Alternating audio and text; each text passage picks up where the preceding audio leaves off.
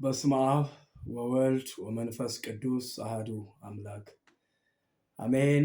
እንደምን ሰነበታችሁ? እንደምን ለዛሬቱ ዕለት በሰላም ደረሳችሁ? ክብር ሁሉ ተጠቅሎ በተወዳጁ በአንድያ ልጁ በኢየሱስ ስም ለእግዚአብሔር ይሁን።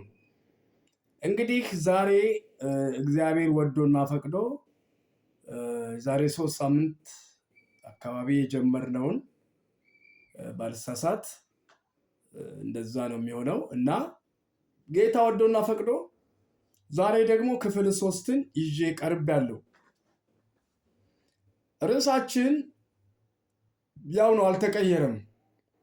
አንደኛ ዮሐንስ ምዕራፍ 4 ከቁጥር 7 እስከ 12 ባለው ክፍለ ንባብ ላይ የእግዚአብሔር ፍቅር አይለወጥም በሚል ነው ርዕስ የጀመርነው። ይሄን ደግሞ እግዚአብሔር ሊያስተምረን ሲወድ ያዳመጡ ብዙ እንደተጠቀሙ ለመረዳት ያለው ሌሎችም እንደዛና እንደዚህ። ስለዚህ ዞሮ ዞሮ ዛሬ የእግዚአብሔር ፍቅር አይለወጥም የሚለውን ክፍል 3 ደቂቃዬን እየተሻማው አንኳር መልእክት ለማስተላለፍ ሞክራለሁ። እንግዲህ ጌታ መንፈስ ቅዱስ እንዳስለመዳችሁ እኔንም በግሌ እንዳለማመደኝ ይርዳን። እንግዲህ ጥቅሱን ለማስታወስ ያክል ሚልክያስ 3 ቁጥር 6ን፣ አንደኛ ዮሐንስ ምዕራፍ 4 ቁጥር 7 እስከ 12 ያለውን ደጋግማችሁ እንድታነቡት ላሳስብ እወዳለሁ። ዛሬ በቀጥታ ወደ ክፍል 3 ነው የምገባው። የበፊቱን አልከልስም፣ ደቂቃ በጣም እየረዘመብኝ ስለሆነ ማለት ነው። እና 3ኛ ተራ ቁጥር ምንድን ነው? እግዚአብሔር ፍቅር በመሆኑ ወይም ከመሆኑ የተነሳ ወይም ከማይለወጠው ፍቅሩ የተነሳ የሆነልን ነገር ምንድን ነው? አንደኛ ጠላት አስወደደው፣ ሁለተኛ የወደቀ ዓለም አስወደደው። ዛሬ የምናየው ሶስተኛ ተራ ቁጥር ክፍል 3 ለባህሪው የማይስማማውን ኃጢአት እንዲሆን አደረገው። ይሄ ደግሞ በጣም የሚገርም ጉዳይ ነው። ኃጢአት መጽሐፍ ዕብራውያን ላይ ዘእንበለ ኃጢአት በኃቲት አይላል። ከኃጢአት በስተቀር በነገር ሁሉ እንደኛ ሆነ ስለሚል፣ ስለዚህ በነገር ሁሉ እንደኛ ሆነ። ይገባችኋል? በነገር ሁሉ ማለት ከኃጢአት በስተቀር በነገር ሁሉ እኛን ሊመስል ተገባው። በአባቱ ፈቃድ፣ በራሱ ፈቃድ፣ በመንፈስ ቅዱስ ፈቃድ እኛን ሊመስል፣ እኛን ሊያክል፣ እኛን ሊሆን ተገባው። የሚገርመኝ ግን ኃጢአት ሳይሰራ ኃጢአት ሳያደርግ ኃጢአት ግን ሆነ። ይሄ እግዚአብሔር ፈቅዶና ወርዶ መንፈስ ቅዱስ ካላበራልን በስተቀር በእውነት እላችኋለሁ ወገኖቼ፣ እንዴት ነው መለኮታዊ ባህሪ ተሸክሞ መለኮታዊ ባህሪ ይዞና መለኮት ሆኖ እንዴት ነው ኃጢአት የሚሆነው? እግዚአብሔር እንዴት ነው ኃጢአት የሚሆነው? ክርስቶስ ኢየሱስ አዎ በለበሰው ስጋ ኦፍ ኮርስ ልክ ነው፣ በለበሰው ስጋ። ግን ያ ስጋ ምንድን ነው? በተለይኛ ቤተክርስቲያን ደግሞ አስተምሮዋ ጠንከር ከሚያደርጋት አንዱ ተዋህዶ ነው አይደል? ኦርቶዶክስ ተዋህዶ፣ ያው ኦርቶዶክስ የሚለውን ኤኒዌይ የድርጅቱ ስም ነው። ግን አምላክ ሰው አምላክ የሚለውን በተዋህዶ በተአቅቦ እያለች ታስተምራለች። ዘእንበለ ቡአዴ ዘእንበለ ትንሣኤ በተአቅቦ እያለች ማለት ነው። አሁን እንግዲህ እንደ ቤተክርስቲያናችን አስተምሮ በተዋህዶ ካልንና ካስተማርን ኃጢአት ሆነ ስንል ለይተን ለኃጢአት የምናደርገው ነገር አይደለም፣ ለስጋ የምናደርገው ጉዳይ የለንም። ምናልባት ወደ ስነ መለኮታዊ ተርጓሜው ብዙ ባልሄድ ደስ ይለኛል። አሁን ህይወቷን ብናወራ ሰው ህይወት ነው ያጣው፣ ሰርቲፊኬት አላጣም። ሰው በቴዎሎጂ ዶክተር ነው፣ በቴዎሎጂ ማስተርስ ሰርቷል፣ በቴዎሎጂ ባችለር አለው፣ በቴዎሎጂ ምንድናት እቺ? ዲፕሎማ አለው፣ ሰርቲፊኬት አለው። ሰው እሱን አይደለም ያጣው። እሱን አላጣም። ሰው ያጣው ህይወት ነው። ያጣው ህይወት ነው። ህይወት የሚባል ነገር ትልቅ ፈተና ላይ ወድቋል። ለዚህ ነው እግዚአብሔር እኛን ከመውደዱ የተነሳ የሚወደው ልጁ ኢየሱስ ምን ሆነ? ኃጢአት ሆነ በመስቀል ላይ። ይህንን ደግሞ እንግዲህ ታውቁታላችሁ። ሁለተኛ ቆሮንቶስ ምዕራፍ 5 ቁጥር 21 ላይ ሁለተኛ ቆሮንቶስ ምዕራፍ 5 ቁጥር 21 ላይ በቃሌ ከምልላችሁ ላንብላችሁ። 5:21 እኛ በእርሱ ሆነን አይደለም የሚለው ወገኖቼ፣ የእግዚአብሔር ጽድቅ እንሆን ዘንድ ኃጢአት ያላወቀውን እርሱን ስለኛ ኃጢአት አደረገው ነው አይደለም የሚለው። ላንብብላችሁ። ትንሽ ከውጭ የሚገባ ድምፅ አለ፣ ይቅርታ እንዳይረብሻችሁ። እንግዲህ ቃል ሲነገር በምኖርበት አካባቢ ላይ መናፍስት ይጮሃሉ። ይቅርታ ጊዜያችን እንዳይበላብን በጣም እንድታዳምጡኝ ፈልጋለሁ። እግዚአብሔር ይባርካችሁ። ስለዚህ ሁለተኛ ቆሮንቶስ ምዕራፍ 5 ቁጥር 21 ላይ እኛ በእርሱ ሆነን፣ አሁንም እርሱ የሚለውን ሰብስቲዩት እናድርግና ስም እንስተው። እኛም በክርስቶስ ኢየሱስ ሆነን የእግዚአብሔር ጽድቅ እንሆን ዘንድ ኃጢአት ያላወቀውን እርሱን ስለኛ ኃጢአት አደረገው። ኃጢአት ያላወቀውን እርሱን ስለኛ ኃጢአተኛ አይልም። ኃጢአት እንደወረደ ኃጢአት አደረገው የሚለው። ይህን በብዙ ነገሮች ማረጋገጥ እንችላለን። ጌታ ኢየሱስ ለእኔና ለእናንተ ኃጢአት እንደሆነ በብዙ ማረጋገጫዎች ማስቀመጥ እንችላለን። ኢሳይያስ 59:2 ላይ ኃጢአታችሁ በእናንተና በእግዚአብሔር መካከል ለይታለች፣ ድንበር ተበጅቷል። ኃጢአት የሚባለው ኬላ ሆኖ እኛንና እግዚአብሔር የሰው ልጅና እግዚአብሔርን እንዳያገናኝ ኬላ ሆኖ ለዘመናት ብዙ ጊዜ ግርዶሽ ሆኖ ነበር። ከዚህ የተነሳ ጌታ በተሰቀለ ጊዜ ኤሎሄ ኤሎሄ ላማ ሰበቅታኒ፣ አባ አምላኬ አምላኬ ስለምን ተውከኝ ሲል የመተው ጊዜ ነበረው። ተትቷል ማለት ነው ኢየሱስ። ለምን? ኃጢአት ስለሆነ እግዚአብሔር ተወው። ራሱ ኃጢአት አደረገው። ልጁን በፈቃዱ ኢየሱስን በፈቃዱ ኃጢአት ሆነ። እያችሁ የቦታ ልውውጥ ሆነ ማለት። እኛ በኢየሱስ የጽድቅ ወንበር ላይ ቁጭ አለን፣ ኢየሱስ በእኛ የኃጢአት ወንበር ላይ ቁጭ አለ ማለት ነው። ይሄ ገብቶን ይሆን? ይሄ ሲገባ ነው ክርስትና ማለት። ይሄ ካልገባ ክርስቲያኔ ብለህ እንዳታስበው አስረግጬ እነግርሃለሁ። ስለዚህ እኛ በክርስቶስ ወይም በእርሱ ሆነን የእግዚአብሔር ጽድቅ ነው የሆነው። ጻድቃን እኮ አይደለም፣ የእግዚአብሔርን ጽድቅ የሚባለውን የእግዚአብሔርን እውነትን የሆነው ነው እኮ እያልኩ ያለሁት። እና የእግዚአብሔር ጽድቅ እንሆን ዘንድ ኃጢአት ያላወቀውን እርሱን ስለኛ ኃጢአት አደረገው ይላል።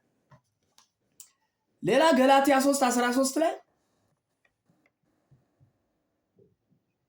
ከኃጢአት እርግማን ሊዋጀን ክርስቶስ ስለኛ የተረገመ አይደለም የሆነው፣ እርግማን ነው የሆነው። ጥቅሶችን እየሰጠው ደቂቃዬን ለመሻማትና ቢቻል ዛሬ በክፍል 3 ብጨርሰው ማለት ነው። እና ገላትያ 3:13 እንደገና እስኪ ዕብራውያንን ላንብላችሁ። ዕብራውያን 4:15 ላይ እንዲህ ይላል፣ ከኃጢአት በቀር ይላል በነገር ሁሉ እንደኛ የተፈተነ ነው እንጂ በድካማችን ሊራራልን የማይችል ሊቀ ካህናት የለንም። አየህ፣ ኃጢአት ነው ስትለው በባህሪው ግን ኃጢአተኛ አይደለም። ግን ኃጢአትን እንደወረደ ሆነ፣ በመስቀል ጫፍ ወጣ፣ ተቸነከረ። ያ ፕሮቴስታንቱ ዓለም ተንጠልጥሎ ይላሉ ስብከት ላይ። ተንጠልጥሎ እንዳትሉ አደራሽ። ተንጠልጥሎ አይባልም፣ ነውር ነው። ያቀለዋል። ተቸነከረ እና ቀጥሎ ደግሞ በድካማችን ሊራራልን የማይችል ሊቀ ካህናት የለንም ማለት ምንድነው? ሲገለበጥ በድካማችን የሚራራልን ሊቀ ካህን አለን፣ እሱም ኢየሱስ ይባላል። ዛሬ ማንም ይራራልን? በወጣው ግባ ይላል እንዴ? ዛሬ በወጣው ግባ ነው የሚልህ እንጂ የሚራራልህ ማን ነው? ያው ማጣን ሊሆንልህ እንዳታስበው፣ እንደዛ ሊሆን አይችልም። ኦኬ፣ ስለዚህ የማይለወጠው ፍቅሩ ለኛ በእኛ ስፍራ በእኛ ቦታ ተገብቶ ኃጢአት እንዲሆን አደረገው። አይመጥነውም፣ ለባህሪው የማይስማማው ነገር። አራተኛውና የመጨረሻው በምህረት ባለጠጋ እንዲሆን አደረገው።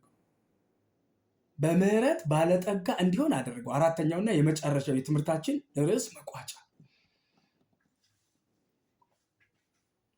የምህረት ባለጠጋ እንዲሆን ያደረገው የማይለወጠው ፍቅሩ ነው። በነገራችን እስኪ አስቡ፣ ይሄ የማይለወጠው ፍቅሩ እየበደልነው መሐሪ፣ እየጠላነው መሐሪ፣ እያሳደድነው መሐሪ፣ ይባስ ብሎ እየገደልነው መሐሪ።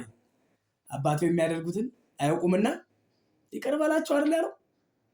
ዛሬ ስንቶቻችንን አሁን አንድ ሰው ተነስቶ እኔም ቢበድለኝ ስላልተረዳኝ ነው፣ የኔ ነገር ስላልገባው ነው፣ ስለዚህ ጌታው ይቅር በለው እኔ ይቅር እለዋለሁ እሊሆን ይሄን ማንነቴን አላምነው፣ እማምነው እግዚአብሔርን ነው። ይሄን ማንነቴን አላምነው። ብዙዎቻችን ማንነታችንን እናምነዋለን፣ እምነታችንን እናምነዋለን፣ እንፎክራለን። ከዚያ ማዶ ግድግዳ ወዲህ ማዶ ግድግዳ እየረገጥን እንዘላለን። ኖ፣ የሚታመን እግዚአብሔር ነው። እግዚአብሔር ብቻ ነው ታማኝ ወገኖቼ፣ እንዳትሰናከሉ። እና የምህረት ባለጠጋ እንዲሆን አደረገው። ምኑ? የማይለወጥ ፍቅሩ። ኤፌሶን 4:2 ይቅርታ፣ ኤፌሶን ምዕራፍ 2 4 እና 5 ላንብብላችሁ። ነገር ግን እግዚአብሔር በምህረቱ ባለጠጋ ስለሆነ፣ ባለጠጋ ማለት አንዳች ያልጎደለው ሀብታም ማለት ነው። እኛ በቅራቅንቦ በቁሳቁስ በግዑዝ ነገር ባለጠጋ ልንሆን እንችላለን። እግዚአብሔር ግን ሁሉም የሱ ነው፣ ብሩም ወርቁም የሱ ነው፣ ዓለሙ ሁሉ የሱ ነው። ይባስ ብሎ ይብለጥ ብሎ ደግሞ በምህረቱ ባለጠጋ፣ የምህረት ባለጠጋ። ምህረት ሲጠየቅ እግዚአብሔር ዘንድ ነው የሚገኘው። ነገር ግን እግዚአብሔር በምህረቱ ባለጠጋ ስለሆነ ከወደደን ከትልቅ ፍቅሩ የተነሳ በበደላችን ሙታን እንኳ በሆንን ጊዜ ከክርስቶስ ጋር ሕይወት ሰጠን። በጸጋ ድናችኋልና፣ ሳይገባን አደረገው እሱ። አንድ ጥቅስ ልጨምርላችሁና ትምህርቴ ላጠቃል። ቲቶ 3 ከ4 ጀምሮ እስከ 7 ላንብበላችሁ፣ ታገሱ። ነገር ግን የመድኃኒታችን የእግዚአብሔር ቸርነትና ሰውን መውደዱ በተገለጠ ጊዜ እንደ ምሕረቱ መጠን ለአዲስ ልደት በሚሆን መታጠብና በመንፈስ ቅዱስ መታደስ አዳነን እንጂ እኛ ስላደረግነው በጽድቅ ስለነበረው ስራ አይደለም። ያን መንፈስ በጸጋው ጸድቀን በዘላለም ሕይወት ተስፋ ወራሾች እንድንሆን በመድኃኒታችን በኢየሱስ ክርስቶስ በእኛ ላይ አትርፎ አፈሰሰው ይላል። ስለዚህ God is merciful። በቃ የምህረት ባለጠጋ፣ ምንም በል ምህረት። ሳምንት ዕለት በክፍል 2 ላይ የተናገርኩ ይመስለኛል። ኃጢአት ስትሰራ አንድ አልጦህ ነው ኃጢአት የምትሰራው። የዳነ ክርስቲያን፣ ያመነ ክርስቲያን፣ ጻድቅ የሆነ ቅዱስ የሆነ ክርስቲያን ኃጢአት ሊያደርግ አይደለም ሊያስበው አይችልም። ለምን? ባህሪው ስለማይፈቅድለት። ይህንን በመዳን ትምህርት፣ በዳግም ልደት፣ በተለያዩ ትምህርቶች አስተምሬዋለሁ። ዩቲዩብ ላይ ገብታችሁ በእንግሊዝኛ ፊደል መምህር ገበየሁ ይስማው ብላችሁ ማየት ይችላል፣ ወይም ጽፍላችኋለሁ፣ እዛ ላይ ትጠቀማላችሁ። እኔ እንደነገርኳችሁ የሶሻል ሚዲያ ተቀላቢ አይደለሁም። ምናልባት ኮፒ ሊንክ፣ ሼር፣ ሰብስክራይብ ምናምን አድርጉ ስል ብዙ ትውልድን ለመድረስ ነው የሰማይ አምላክ በሚያውቀው እንጂ በቲክቶክ መቀለብን አስቤው አይደለም። ኢትስ ኖት ማይ ፕላን ባይ ዘ ዌይ። እና ፕላኔም አይደለም፣ ፕላኔ ሌላ ነው። ፕላኔ ዓለምን በወንጌል መድረስ ነው። እየደረስኩ ነው። እግዚአብሔር አሳክቶልኛል። ለእኔ ያሳካልኝ ለእናንተ ያሳካላችሁ። እና ምንድነው በክፍል 2 ላይ ሰው ተሳስቶ ኃጢአት ሲሰራ አንድ ሊራራልን የሚችል ሊቀ ካህናት አለ፣ ኢየሱስ ክርስቶስ የሚባል የሚራራ ሊቀ ካህናት።